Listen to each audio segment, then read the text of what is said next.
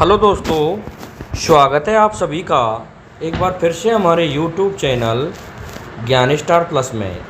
तो दोस्तों, आज हम लेकर उपस्थित हुए हैं आपको भगवान कृष्ण की एक बहुत बड़ी रोचक लीला और प्रलंबासुर का वध। तो दोस्तों, जानिए प्रलंबासुर कौन था और उसे किस प्रकार से भगवान कृष्ण ने मारा। दोस्तों, जब मथुरा में भगवान श्री कृष्ण अपनी लीलाएं करने लगे तो कहीं गाय चराने जाने लगे।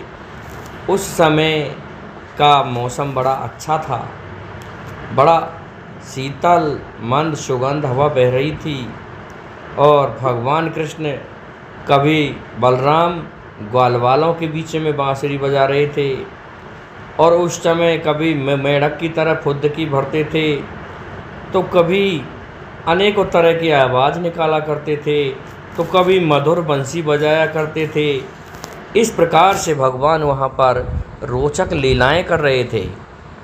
कभी भगवान श्री कृष्ण और बलराम दोनों गायों के बीच में इस तरह से दुबक जाया करते थे कि उनके ग्वालवाल पूछते थे कि भगवान अब तुम कहाँ दुबक गए। इस पर भगवान कहते थे तुम्हें मैं दिखाई नहीं दे रहा, मैं माताओं के बीच में छुपा हुआ हूँ। तो गौ माताओं के बीच में जा कर के देखते तो भगवान वहीं पर मिलते। इस प्रकार से सभी मनोरंजनपूर्ण कार्य ग्वाल वालों के साथ में प्रभु कर रहे थे। हुआ क्या, एक दिन भगवान श्री कृष्ण और बलराम और सभी ग्वालवाल सभी ने दो दल बना लिए और दल बना कर के कहने लगे कि हम ऐसा खेल खेलेंगे, इसमें जो दल हार जाएगा वह दल एक हमारे दूसरे दल को अपनी पीठ पर बिठा करके और उस वट वृक्ष तक लेकर जाएगा। इस प्रकार की बातें हो गईं। तभी उनमें प्रलंबासुर आ जाता है। वह भी एक ग्वाले का रूप रख के आता है और उस ग्वाले के रूप में प्रभु उसे पहचान तो गए, लेकिन उसने मित्रता का जो हाथ बढ़ाया था, इस कारण से मित्र होने के कारण प्रभु उसका वध करें तो कैसे करें, ये प्रभु मन ही मन सोच रहे थे। अब क्या हुआ, आँख मिचौनी का खेल प्रारंभ हो जाता है और भगवान श्री कृष्ण देख रहे थे कि प्रलंबासुर क्या करेगा। तो इस प्रकार से भगवान कृष्ण को देखा कि भगवान कृष्ण तो बहुत चतुर हैं और इनका मैं हरण नहीं कर सकता। तो प्रलंबासुर सोचने लगा हरण किसका किया जाए।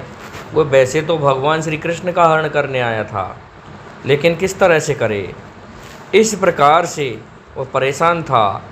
हुआ क्या दोस्तों, एक बार हार जाती है श्री दामा वाली जो दूसरी पार्टी बनाई गई थी, तो प्रलंबासुर ने उस पार्टी को छोड़ दिया और भगवान कृष्ण की पार्टी में आ गए और क्या किया कि हम तो प्रभु कृष्ण की तरफ रहेंगे। तो बलराम जी श्री दामा की तरफ करने पड़े। अब क्या होता है, फिर से कृष्ण भगवान ने अपनी जो दूसरा दल था उसको हरवा लिया, अपने दल को हरा लिया और क्या किया, अब तो सभी से कह दिया कि भाई इनके दल को वहाँ तक छोड़ कर आओ। तो पीठ पर बैठा करके ले जा रहे थे। तो बलराम जी की बारी आई। बलराम जी से प्रलंबासुर कहने लगा कि तुम्हें मैं छोड़ूंगा उस वट वृक्ष तक। तो बलराम जी उसकी पीठ पर बैठ गए और वह ले जा रहा था, लेकिन बलराम जी को उसने छोड़ा नहीं। उसने सोचा कि मैं इनका हरण कर लूं। हरण करने के चक्कर में वह उस वट वृक्ष से भी आगे चला गया और उसने वहां जाकर के अपना असली रूप धारण करके वह राक्षस स्वरूप में आ जाता है और आकाश मार्ग से बलराम को लेकर जाना चाहता है। बलराम एक पल तो घबरा गए, लेकिन उन्हें तो पता था कि मैं कौन हूँ। इस कारण से उन्होंने क्या किया कि ठीक है ये राक्षस है। यही कारण था कि कन्हैया ने इसको अपनी तरफ कर लिया और ये जानता होगा कि कन्हैया को तो मैं हरण नहीं कर सकता, लेकिन बलराम का कर सकता हूँ। इस कारण से ये मुझे ले जा रहा है। तो बलराम जी ने एक ही मुष्टक उसके खोपड़ी में मारा, जिससे उसकी खोपड़ी के टुकड़े टुकड़े हो जाते हैं और वह धड़ाम से एक पहाड़ के समान गिर पड़ता है। तो दोस्तों, इस प्रकार से भगवान मित्र हुए उसको अपने हाथों से नहीं मारना चाहते थे और बलराम जी के हाथ से उसे मरवा दिया।